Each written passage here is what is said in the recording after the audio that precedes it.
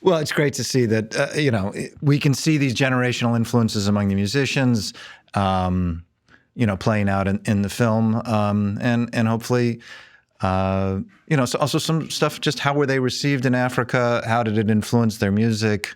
That fabulous bit with the piece that runs throughout the film, I guess, with Max Roach and exactly, Max Roach and Abby Lincoln, because if we insist freedom now, some of the tracks were directly inspired by what was going on in the continent of Africa, like Tears for Johannesburg, which is a protest song that actually alludes to Sharpeville massacre, where South African women were tearing up their apartheid passport, and then a lot of them were killed, and then that inspired that one track, Tears for Johannesburg. And it is back and forth. Abby Lincoln for some time lived in Ghana, as was Maya Angelou. But it's, again, the Harlem's Rider Coalition with Maya Angelou, Rosa Guy, and Abby Lincoln that actually called for a protest and called the women up for actually protesting that Friday when they're going to announce that Patrice Lumumba was killed in the Security Council, where they would literally, invade with the help of the Cubans who gave tickets, right? But they invade the Security Council and stand up and start screaming. And that's the first moment we had actually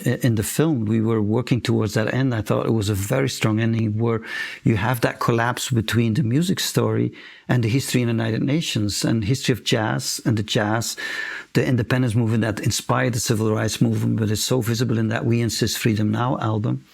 And the images we got from the Belgian television, we got that it was in its entirety broadcast in 1964.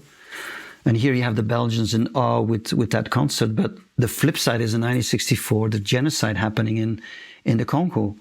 And that was not talked about. That was hushed up. So the layering in the film is also, of course, you have that jazz, and it's part of the civil rights movement. It's part of the jazz tours. It's part of that protest. And similar with Paul Robeson, who was present at the Security Council, or Amiri Baraka. But that flip side is that while you have that performance of We Insist Freedom Now, the activist album on television, the flip side is that what is not talked about is the genocide in the Congo. It's the othering out there.